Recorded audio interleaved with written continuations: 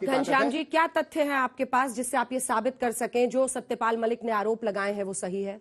सत्यपाल मलिक तत्कालीन गवर्नर थे। मैं आपसे पूछ रही हूँ आपके पास क्या तथ्य है, क्योंकि आप सवाल... मीडिया को चुनौती दे रहे हैं। अगर आपके पास तथ्य है, मैं आपको चुनौती देती हूँ, दिखाइए। शहीद 4 घंटे बहस करेंगे। पूछ रहे हैं, ये बताइए। मैं कहती हूँ 4 घंटे बहस करेंगे। शहीद के परिवार पूछिए। और अगर आप मैं कहती हूँ 4 घंटे बहस करेंगे। आप सबूत दिखाइए। मीडिया में हिम्मत अरे आप अपनी हिम्मत की बात कीजिए ना, मैं आपसे पूछ रही हूँ। चीखना बंद कीजिए। आपको मैंने पूरा बोलने दीजिए। इधर उधर घुमाए नहीं, अगर इधर उधर मत देखिए, मुझसे नजर मिलाइए। मिस्टर घनश्याम तिवारी, अब ध्यान से सुनिएगा मेरी बात। मीडिया की आप बात करें, अब सुनिए, फिर चिल्ला रहे आप लगातार। मैं आपकी बात के जवाब दे रहा हूं। आप पहले आपने पूरी बात सुनी नहीं है, आप पहले सुनिए। सत्यपाल मलिक ने अगर आरोप लगाए हैं, वो इंटरव्यू आप सुनिए पूरी बात। मगर नहीं आरोप लगाए हैं। प्रॉब्लम क्या है आपको? अगर मगर नहीं, सुनने की ताकत रखेंगे?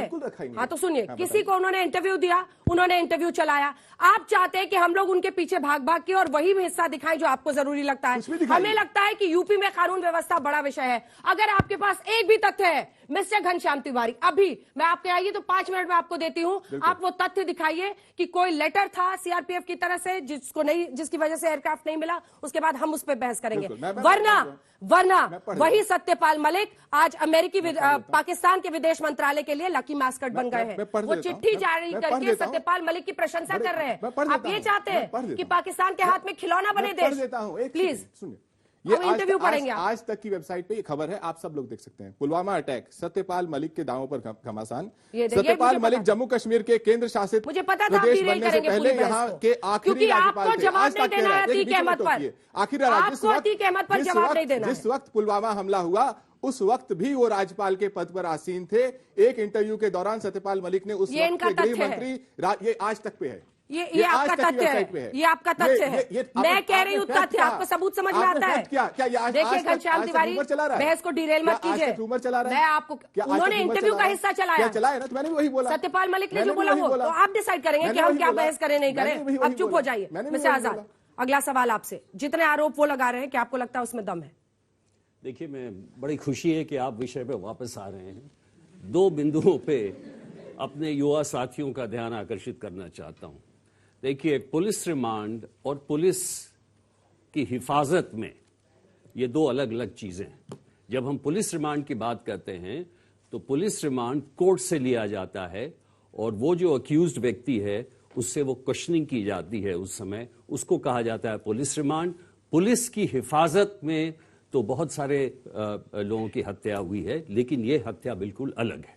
दूसरी बात क्या है कि इसमें पूर्ण रूप से प्रयागराज पुलिस का फेलियर है, उनकी गलती है कि उन्होंने व्यावसायिक रूप से जो सुरक्षा करनी चाहिए थी वो सुरक्षा नहीं की। इसमें कोई कंप्लिसिटी की बात नहीं कर रहा हूं, मैं एक व्यावसायिक रूप से, व्यावसायिक दृष्टिकोण से उसको देख रहा हूं। जो 5 चीजें थी, जो 5 मुख्य जो उनके फेलियर्स थे, वो साफ पता लग रहे थे कि उनको वो एक घेरा उन्होंने नहीं लगाया था, उनके पास बिल्कुल लोग आ गए थे, गाड़ी जो है बहुत दूर पार्क की थी। वीडियो देखा है सर आपने? हम अभी टेलीविजन स्क्रीन पर दिखा रहे हैं। ऐसा लग रहा है कि खिलवाड़ कर रही है पुलिस, जो है वहां पर खिलवाड़ कर रही है। जैसे बच्चे खेलते हैं खिलौना से और दूर दूर से कोई मार रहा है, पीछे से जा रहे हैं। मतलब उन्होंने अपनी पिस्टल तक नहीं निकाली। क्या वजह थी? अब बताया जा रहा है कि वहां मीडिया के बहुत लोग थे, बट आपका कुछ तो रिस्पॉन्स रहा होगा ना? आपका फर्स्ट रिस्पॉन्स है क्या? आप ऐसे हथकड़ी लेकर चल रहे हैं, मीडिया वालों से बात कर रहे हैं, किसी की चेकिंग नहीं हो रही है। जहां पर चेकिंग करानी होती है तब तो 10, अगर कोई वीआईपी भाषण दे रहा है तब तो इसी मीडिया की 10 राउंड चेकिंग होती है। कैमरा तक हमारे जाते हैं एक्सरे से, हमारे एक हम सबकी फ्रिस्किंग होती है। फिर यहाँ पे क्यों तमाशा हुआ? और सबसे दुख की बात यह है कि जब उसी अतीक ने कोर्ट को कहा कि मुझे मारने की धमकी मिली है और वही पुलिस कह रही थी कि इनके कॉन्वॉय पे अटैक होने वाला है, तो ये ऐसी बात बिल्कुल घर नहीं करती कि एक प्रोफेशनल टीम को क्यों नहीं बुलाया गया। एक और बात कहना चाहूंगा, यूपी पुलिस अब तक बहुत अच्छा कर रही थी। इस व्यक्ति के खिलाफ पहला कन्विक्शन मिला था, आपको मालूम होगा, पहला कन्विक्शन मिला था। इसके पहले इसके खिलाफ जो केस हैं, 89 के केस अभी तक चल रहे हैं, 1979।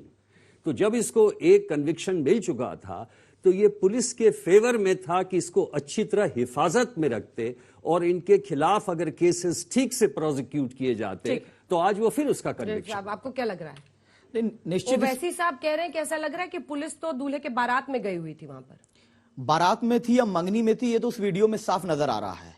क्योंकि अगर जिस व्यक्ति के लिए आप कॉन्वॉय बनाते हैं, वहां अदालत में लिख करके देते हैं, सुप्रीम कोर्ट से जब अतीक ने सुरक्षा मांगी थी तो क्या कहा था? यह कहा था सुप्रीम कोर्ट ने कि आपको स्टेट मशीनरी पे विश्वास होना चाहिए। अगर कोई व्यक्ति है, ना कोई बाउंड्री कवर की गई, मीडिया के आड़ में अपनी नाकामी छिपाई जा रही है। दूसरी चीज, स्वतंत्र देव सिंह, सुरेश खन्ना और इनके विधायक सेलिब्रेट कर रहे हैं, बीजेपी का कानपुर का युवा मोर्चा उसको सेलिब्रेट कर रहा है। अगर इस तरह के कोल्ड ब्लडेड मर्डर को अगर कोई सेलिब्रेट करेगा, कोई आसमानी फैसला बताएगा, कोई कहेगा न्याय हो गया, अपनी कानून व्यवस्था की नाकामी को छिपाने के लिए। जालौन में एक बेटी की हत्या होती है, राजूपाल आपने दिखाया था जब राजूपाल की हत्या हुई थी, तो निश्चित अगर राजूपाल की हत्या हुई वो भी गलत था। वो कानून व्यवस्था की धज्जियां उस दिन भी उड़ी थी और आज भी उड़ी है। लेकिन बार बार ये घटना घटने के बावजूद भी इस तरह के लोग कैसे आ रहे हैं? लोगों को कानून का डर नहीं है, डेमोक्रेसी मोबोक्रेसी में कन्वर्ट होती जा रही है। और उन्होंने नारा लगाया जय श्री राम का। क्या मतलब था इस नारे का? जो मिट्टी में मिला दूंगा शब्द, और जो पॉलिटिकली लगातार बीजेपी के लोग बोलते हैं, उस रेडिकलाइजेशन का नतीजा है कि उन्होंने जय श्री राम का नारा लगाया। एक का ताल्लुक बजरंग दल से बताया गया,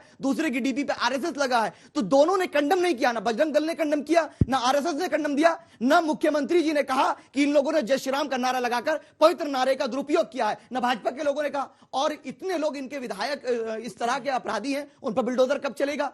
टेनी के बेटे पर एनकाउंटर है, बुलडोजर कब चलेगा?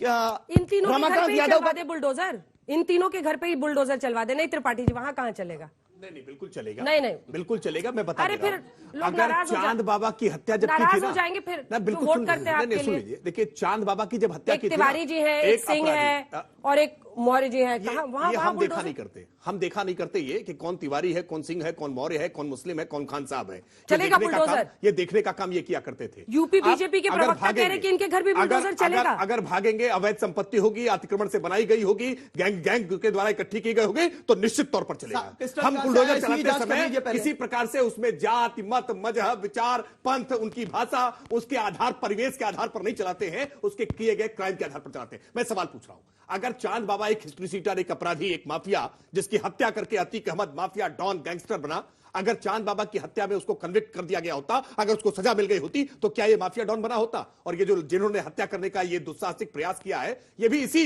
इसी प्रेरणा से आए हैं कि चांद बाबा की हत्या करके अतीक डॉन बना, सांसद बना, विधायक बना, तो हम भी इसकी हत्या करके विधायक, सांसद और डॉन बन जाएंगे। लेकिन मैं आप सबको विश्वास दिला रहा हूं, मुकम्मल अंजाम तक पहुंचेंगे। ये हत्यारे खुलेआम सांसद, विधायक और मंत्री महिमा मंडित नहीं होंगे, गैंगस्टर डॉन नहीं बनेंगे, जैसा सपा, बसपा, कांग्रेस मिलकर के बनाया करती थी।